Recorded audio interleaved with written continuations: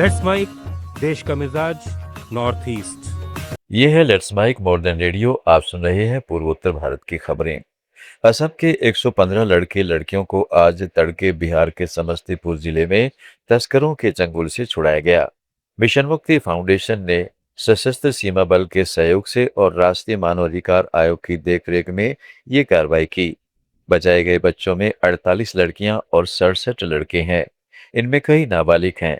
Police ने 9 तस्करों को गिरफ्तार किया है, जिससे मानव तस्करी के बड़े नेटवर्क का पर्दाफाश हुआ है। जांच में पता चला है कि तस्कर भारत भूटान सीमा पर स्थित तामुलपुर जिले में बेहद गरीब परिवारों को निशाना बनाते थे और कृषि विभाग में सरकारी नौकरियों के झूठे वादे करके युवाओं को फंसाते थे। उन्हें समस्तीपुर ले जाकर एक फर्जी कॉल सेंटर में बंद कर दिया जाता था, जहां उनका शोषण होता था। असम के मुख्यमंत्री हेमंत बिस्व शर्मा ने शुक्रवार को कहा है कि राज्य सरकार असम को ऊर्जा अधिशेष वाला राज्य बनाने के लिए विद्युत क्षेत्र में निवेश बढ़ा रही है। इसके तहत 16 नए सब स्टेशन और करीब 1000 सर्किट किलोमीटर ट्रांसमिशन लाइनें बिछाने की योजना है। एक सोशल मीडिया पोस्ट में शर्मा ने राज्य में चल रहे बिजली अवसंरचना विस्तार पर प्रकाश डालते हुए कहा कि सरकार प्रदेश में विश्वसनीय बिजली आपूर्ति सुनिश्चित करने के लिए उत्पादन, पारेषण और वितरण नेटवर्क को मजबूत करने पर ध्यान केंद्रित कर रही है। मणिपुर के सीमावर्ती शहर मौर्य में सुरक्षा बलों ने बड़ी सफलता हासिल करते हुए एक व्यक्ति को बचा लिया, जिसे संदिग्ध आतंकवादियों ने अगवा कर लिया था।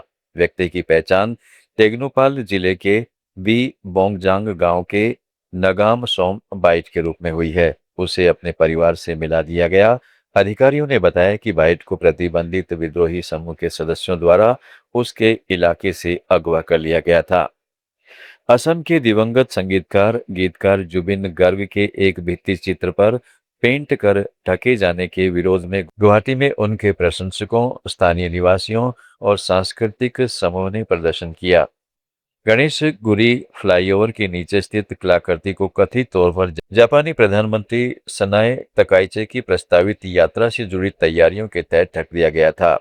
इस कदम की व्यापक आलोचना हुई, जिसके चलते अधिकारियों ने भित्ति चित्र को बहाल करने का फैसला किया।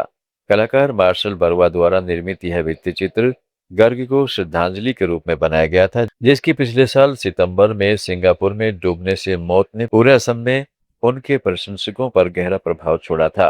असम में इस साल अब तक जापानी एन्सेफ्लाइटिस से 7 लोगों की मौत हो चुकी है और राज्य भर में इसके 35 मामले सामने आए हैं। राष्ट्रीय स्वास्थ्य मिशन असम के एक बयान के अनुसार राज्य में एक्यूट एन्सेफ्लाइटिस सिंड्रोम के 470 मामले और 32 मौतें भी दर्ज की गई हैं। बयान में कहा गया है कि असम सरकार AES-JE के मौसम के लिए व्यापक तैयारी कर रहा है, जो आमतौर पर हर साल जून से अगस्त तक रहता है। असम के मुख्यमंत्री हेमंत बिस्व शर्मा ने वरिष्ठ अधिकारियों के साथ बैठक में राज्य के शिक्षा क्षेत्र की समीक्षा की। बैठक में बजट आवंटन, कल्याणकारी योजनाओं के कार्यान्वयन और शैक्षणिक परिणामों में सुधार लाने के उद्देश्य से किए गए उपायों पर ध्यान केंद्रित किया। बैठक में शिक्षा और वित्त विभागों के अधिकारियों ने भाग लिया।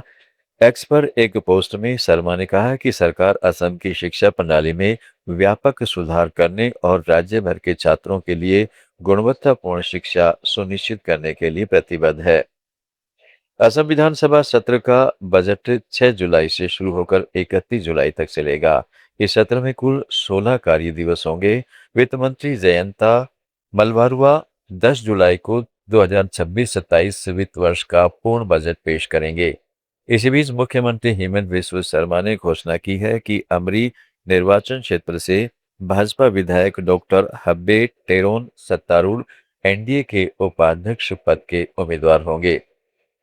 त्रिपुरा में 21 जून को होने वाली नीट यूजी की पुनर्परीक्षा के लिए सभी तैयारियां पूरी कर ली गई हैं।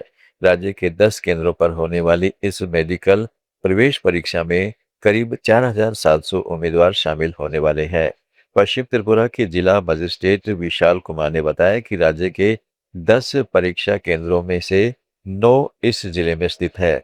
असम, त्रिपुरा, मेघालय, मणिपुर, अरुणाचल प्रदेश, मिजोरम, नागालैंड और सिक्किम की ताज़ा खबरों के इस बुलेटिन को रोजाना सुनने के लिए डाउनलोड करें लेट्स माइक ऐप। जुड़े रहिए लेट्स माइक के साथ।